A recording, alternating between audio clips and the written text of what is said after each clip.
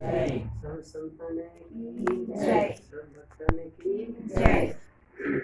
ನಾದ ಬಿಂದು ಕಲಾತೀತ ಅಂತ ಗುರುವಿಗೆ ಗುರು ಬಂದು ಅಜ್ಞಾನ ಪರಿಹರಿಸುವ ಪರಬ್ರಹ್ಮ ಸ್ವರೂಪ ಚೈತನ್ಯ ಸ್ವರೂಪ ಶಾಂತ ನಿರಂಜನ ನಾದ बिंदु कलातीत नाद बिंदु कलातीता बोलता है गुरु को। वो पूछता है ऐसा है कि नाद बिंदु कलातीता।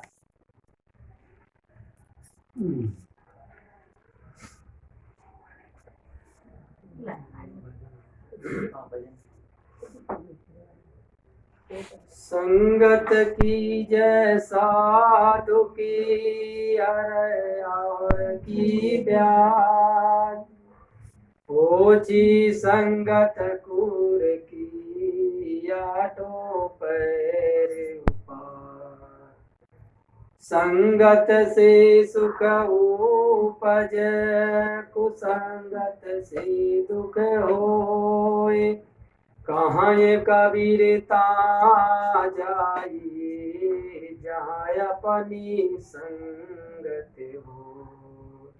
बोलो सद्गुरुदेव की जय। सतसंग की गंगा बहती है गुरुदेव तुम्हारे चरणों में सतसंग की गंगा बहती है गुरुदेव तुम्हारे चरणों में फल मिलता है उस तीरथ का कल्याण तुम्हारे चरणों में फल मिलता है उस तीरथ का कल्याण तुम्हारे चरणों में सत्संग की गंगा बहती है गुरुदेव तुम्हारे चरणों में मैं जन्म जन्म भर माया हूँ मैं जन्म जन्म भर माया हूँ तब शरण आपके आया हूँ तब शरण आपके आया हूँ इस भूले भटके जीवन का कल्याण तुम्हारे चरणों में इस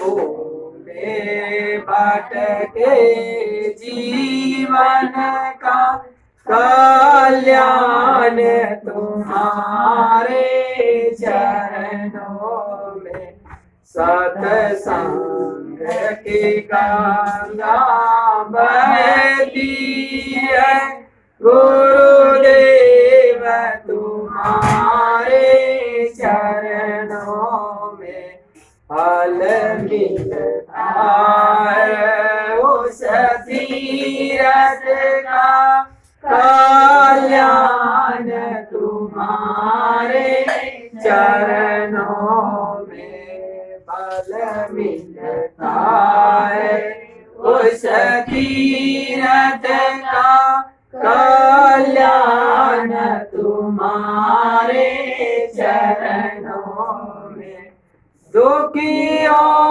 का दुख मिटाते हो दुखियों का दुख मिटाते हो दया दीप दृष्टि पर खाते हो दया दीप दृष्टि पर खाते हो तब भगवान मिटाते हो हाय मोक्ष तुम्हारे चरणों में कब आवागमन मिटाते हो मुख्य तुम्हारे चरणों में सत्संग की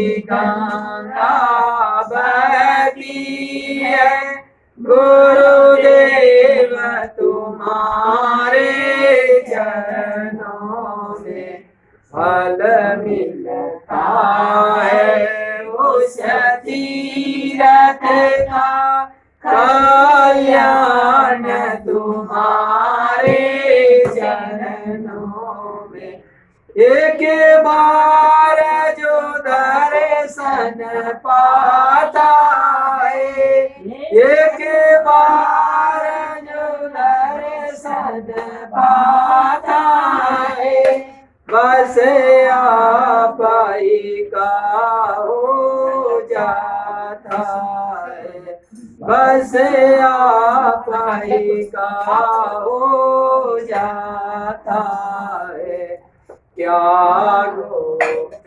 तुम्हारे प्रेत है दान तुम्हारे चरणों में क्या गुप्त तुम्हारे प्रेत है दान तुम्हारे चरणों में सत्संग की गंगा बहती है गुरुदेव तुम्हारे चरणों में फल मिलता है उस तीरथ का कल्याण तुम्हारे चरणों में फल मिलता है उस तीरथ का कल्याण तुम्हारे चरणों में जन्मों का भूला शरण पड़ा जन्मों का भूला शरण पड़ा अबे आकर तुम्हारे द्वार खड़ा अबे आकर तुम्हारे द्वार खड़ा काटो सकलो बंधन मेरा है निर्मल तुम्हारे चरणों में काटो सकलो बंधन मेरा है निर्मल तुम्हारे चरणों में सत्संग की गंगा बहती है गुरुदेव तुम्हारे चरणों में सत्संग की गंगा बहती है गुरुदेव तुम्हारे चरणों में गुरुदेव तुम्हारे चरणों में है संत तुम्हारे चरणों में सत्संग की गंगा बहती है गुरुदेव तुम्हारे चरणों में फल मिलता है उस तीरथ का कल्याण तुम्हारे चरणों में। बोलो सद्गुरुदेव की जय।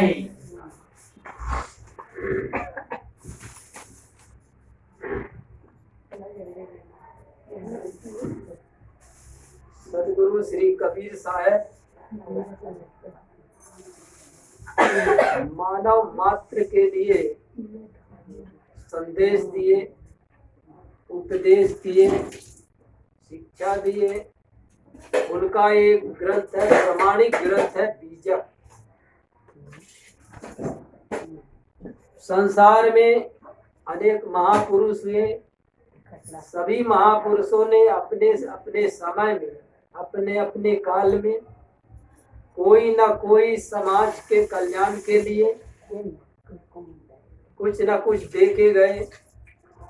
कोई ग्रंथ रूप में, कोई रचना के रूप में, कोई निर्माण के रूप में, जीवों के लिए कुछ न कुछ वो दे के गए।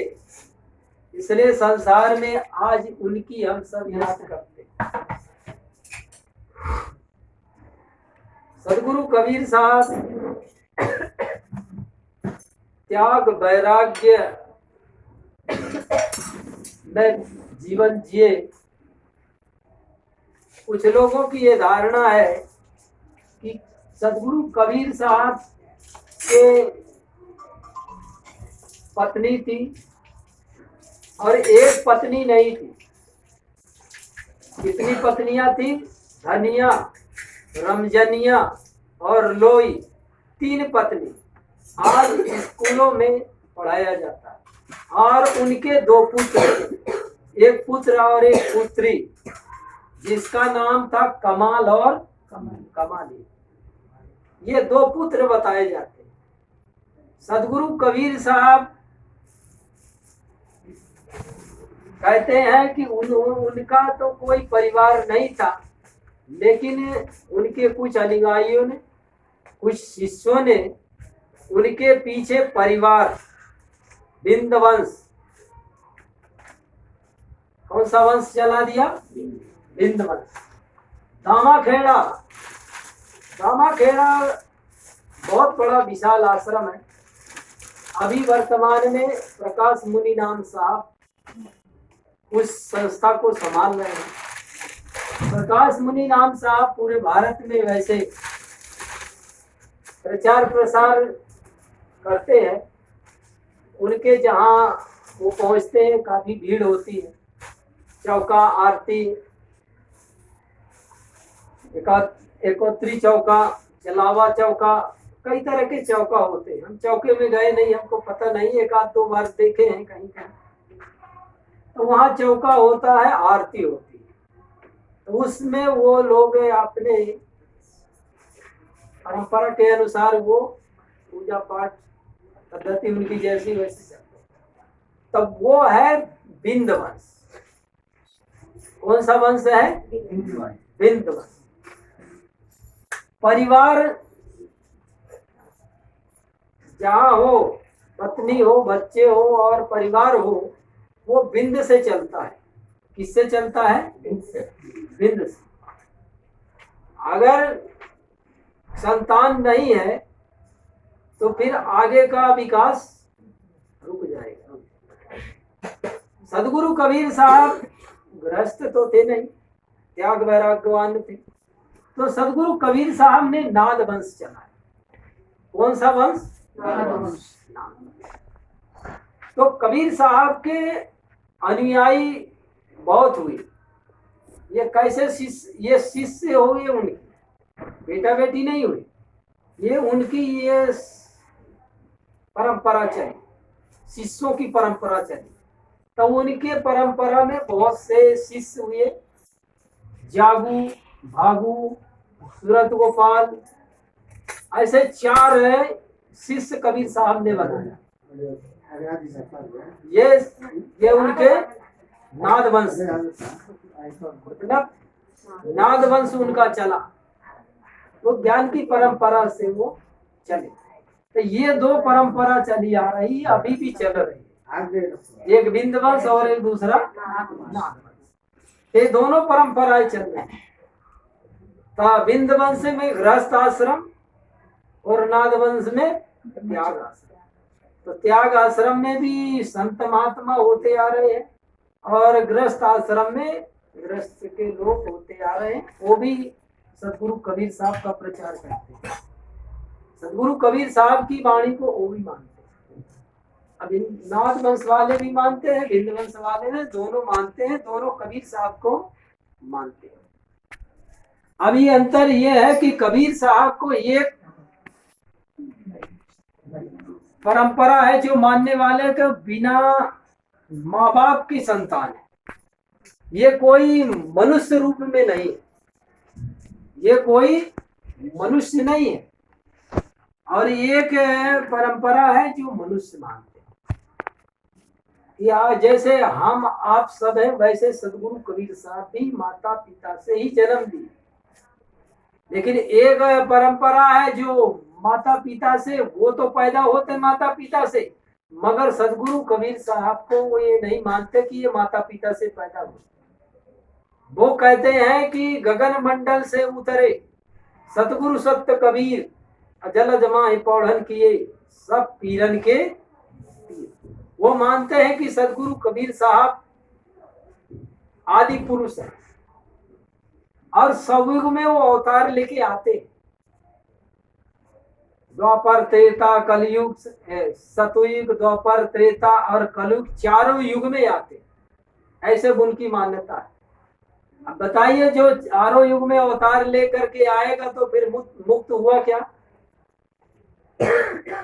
मुक्त तो नहीं हो सकता। जो आएगा फिर जाएगा, फिर आएगा फिर जाएगा, वो मुक्त कहाँ हो पाएगा? वो नहीं हो सकता।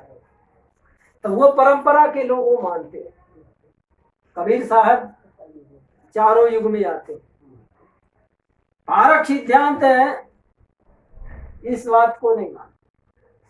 पारक सिद्धांत के मानने वाले संत महात्मा सदगुरु कबीर साहब को हम आप जैसे ही वो सशरीर, कोई भी आकाश से ऐसे सदगुरु कबीर साहब नहीं आ सकते।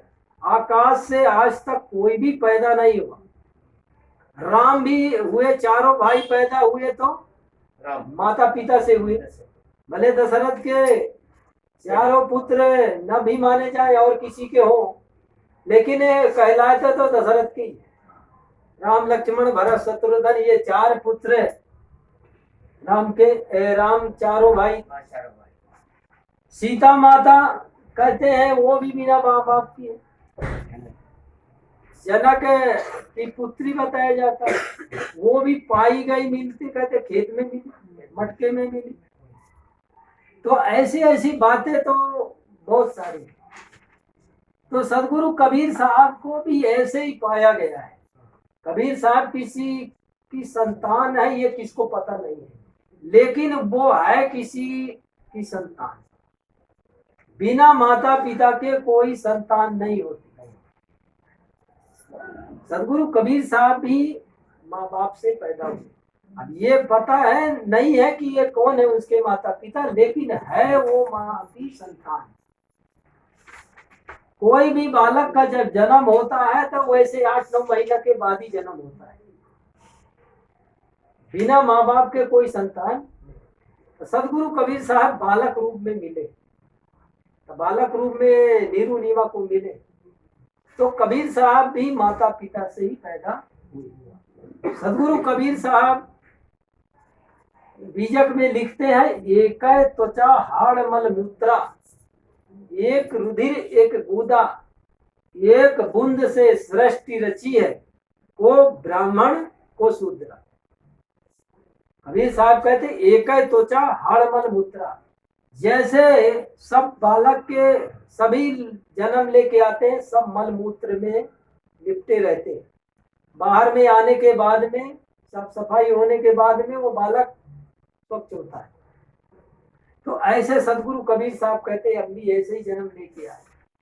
जैसे आज बालक जन्म लेके आता है, सभी माँ के गर्भ से ही आते हैं।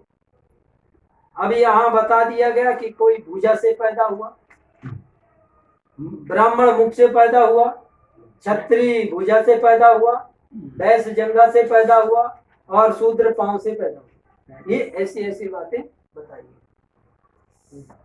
बोलो सद्गुरुदेव को जय, सद्गुरु श्री हनुमान दास साहेब को जय। ಈ ದಿನ ಸದ್ಗುರು ಗುರು ಜ್ಞಾನ ಸಾಹೇಬರು ನಮ್ಮನ್ನು ಉದ್ದೇಶಿಸಿ ಈ ಒಂದು ವಿಚಾರ ತಿಳಿಸ್ತಾ ಇದ್ದಾರೆ. ಸದ್ಗುರು ನೀರಂತೆ ಸ್ವಾಮಿ ಸದ್ಗುರು ಕಬೀರ್ ಸಾಹೇಬರು ಅವರು ಮಹಾಪುರುಷರು. ಅವರು ಒಂದು ಮಾನವ ಜೀವಿಗಳಿಗೆ ಸಂದೇಶ ಕೊಟ್ಟರು, ಬೀಜಕ ಗ್ರಂಥ, ಅದರಲ್ಲಿ ಅನೇಕ ವಿಚಾರಗಳಿವೆ.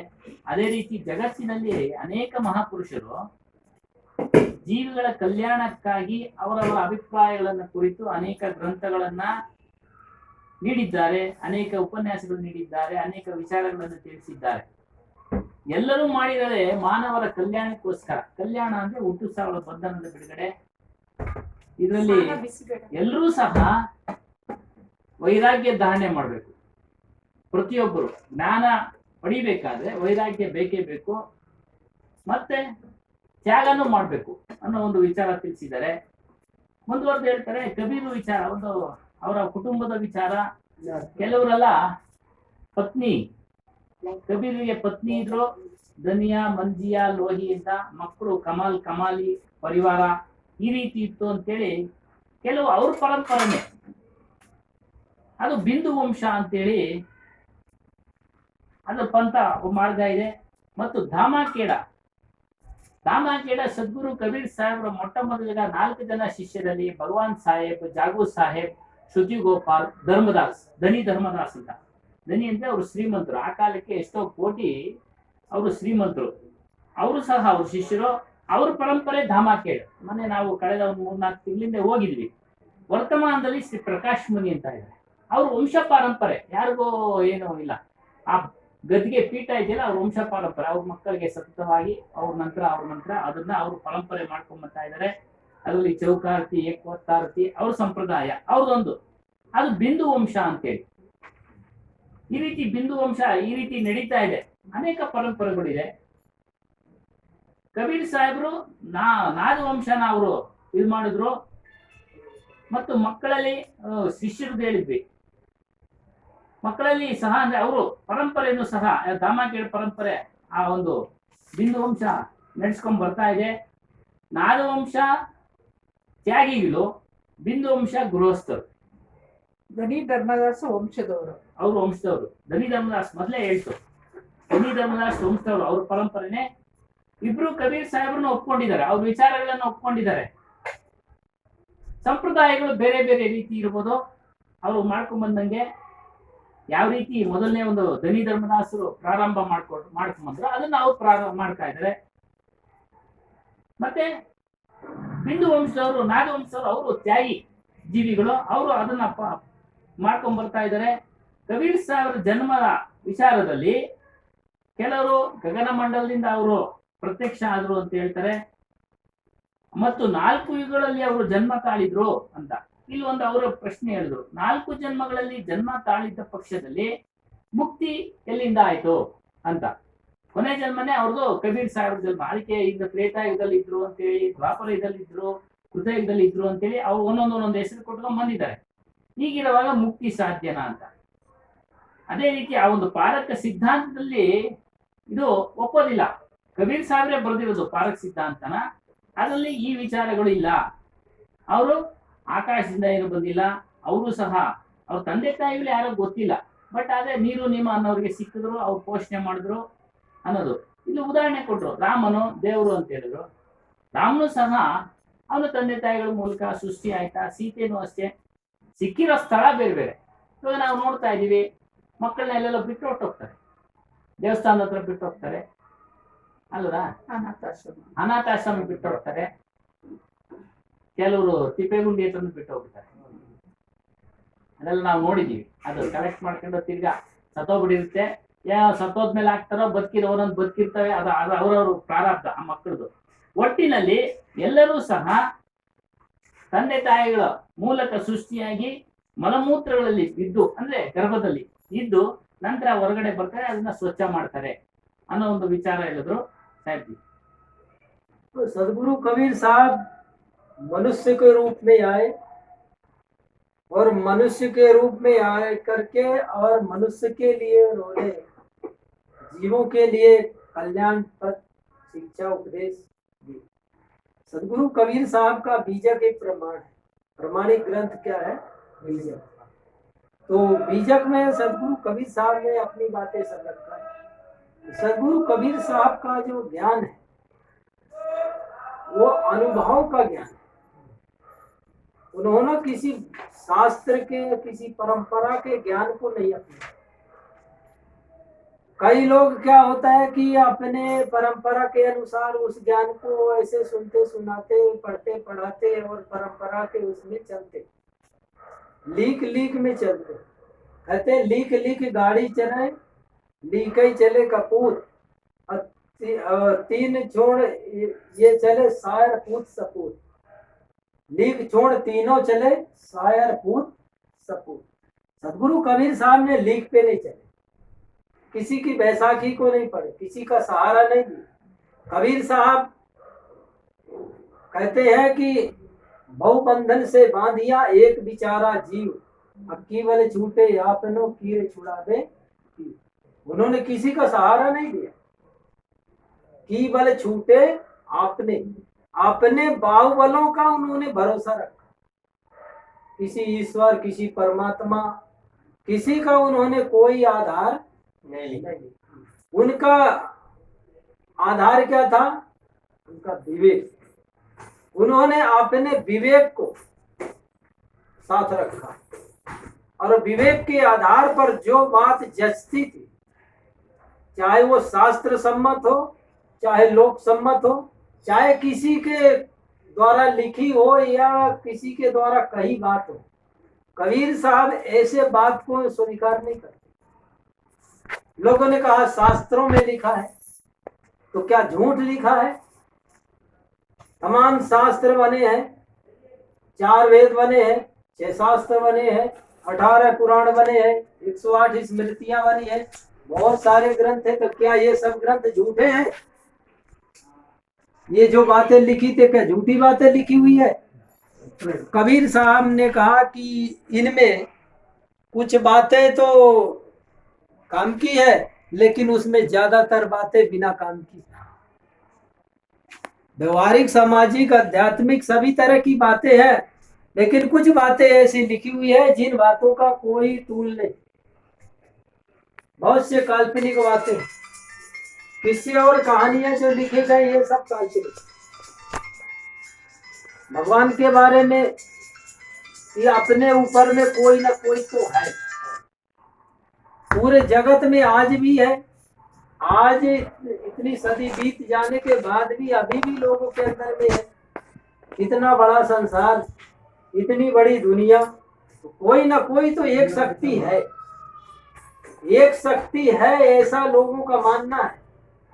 हिंदू कहता है कि जब वहां उसकी पहुंच नहीं है तो वो फिर बोल देता है कि अपनी वहां पहुंच नहीं है तो ऊपर वाला जाने। कौन जाने? ऊपर वाला जाने। मुस्लिम लोग कहते हैं वो अल्लाह जाने। अभी अल्लाह कैसा है, ऊपर वाला कैसा है, उसको कैसा माना इन लोगों ने? हिंदुओं ने माना कि वो निर्गुण है, निराकार है, अजर है, अमर है, अखंड है। ऐसा किसने माना? मतवादियों ने माना। सदगुरु कबीर साहब ने इस बात को स्वीकार नहीं किया। कबीर साहब कहते हैं मैं न बदूंगा भाई, मैं ऐसी बात आपके शास्त्र में लिखी हो या कहीं भी लिखी हो, मैं लिखा लिखी की बात को मानता ही नहीं। लिखा तो बहुत कुछ है। अब परमात्मा कैसा है? निराकार। अब निराकार का मतलब क्या होता है? जिसका कोई आकार प्रकार कुछ नहीं। निर्गुण, जिसमें कोई गुण ही ना हो, ऐसा माना है, वो निर्गुण है। और मुसलमानों में भी माना, कहते वो अगम है, अगोचर है। अब ऐसे ऐसे शब्द हो उनको माना। अगम, जहां किसी की गम ना, जहां किसी की पहुंच ना हो, तो उन लोगों ने भी काल्पनिक माना और हिंदुओं ने भी काल्पनिक माना। अल्लाह भी काल्पनिक है और ईश्वर भी काल्पनिक है। सदगुरु कबीर साहब की दृष्टि में ये दोनों काल्पनिक है। तो कल्पना किसने किया? अब काल्पनिक है तो कल्पना किसने किया? अब कोई कहेगा तो भाई अब कल्पना कौन किया? तो ये कल्पना मनुष्य ने किया। अपने सुख सुविधा के लिए मनुष्य ने ये सब ग्रंथ बनाए। अब उनके ग्रंथों में देखिए, उनके साधन, उनके सुविधा के लिए अनेक बातें लिखी हुई हैं। जो जो उनके अनुकूल बातें हैं उन लोगों ने अपने ग्रंथों में लिख दिया। ग्रंथ में क्यों लिख दिया? कि हम रहे या ना रहे, मेरी आने वाली पीढ़ी तो रहेगी, और मेरी आने वाली पीढ़ी रहेगी तो आराम से ये विद्या के माध्यम से और उनका जीविका चलता रहेगा। तो कई लोगों ने स्वर्ग की चर्चा लिख दिया, कई लोगों ने नरक की चर्चा लिख दिया, जिसके जो मन में आए वो लिख दिया। मुसलमानों ने देखा तो हिंदुओं ने तो तमाम आकाश में कब्जा कर लिया, तो मुसलमानों ने भी वहां जन्नत खड़ा कर दिया और कहीं दोजख खड़ा कर दिया। इन लोगों ने भी अपना वहां स्टैंड तैयार कर लिया। जैसे आप अपने गाड़ी खड़ा करने के लिए स्टैंड तैयार करते हैं, मोटरसाइकिल खड़ा करने, कार खड़ा करने के लिए, ऐसे ही इन लोगों ने जमीन में तो बना ही बनाया, आसमान में भी कब्जा कर लिया। और वहां भी उन्होंने क्या मान लिया? स्वर्ग और नरक, दोजख और भीष्ट। तो अब वहां ये लोग यहाँ से, अभी हिंदू का शरीर छूटता है तो कहाँ जाता है? ऊपर जाता है। मुसलमान का छूटता है तो कहाँ जाता है? वो भी ऊपर ही जाता है। तो कबीर साहब ने कहा कि ये दोनों की मान्यताएं एक काल्पनिक, न कहीं स्वर्ग है और न कहीं नरक है, न कहीं दोजख है और न कहीं भीष्ट है। ये दोनों बातें झूठी। अब ये बात कबीर साहब उस समय में, अपने समय में कहा था कि आप लोग पोथी पढ़ते हो, पुस्तक पढ़ते हो और उस पर विचार तो करते नहीं। लोग पोथी पढ़ते चले रहे, अभी भी पढ़ रहे हैं, आगे भी पोथी पढ़ते जाएंगे। आपस में नफरत करते एक दूसरे से। वो कुरान पढ़ता है तो अल्लाह का नाम लेता है, वो हिंदुओं के ग्रंथ वेद शास्त्र को पढ़ते, वो ईश्वर का नाम लेते। दोनों में आपस में बनती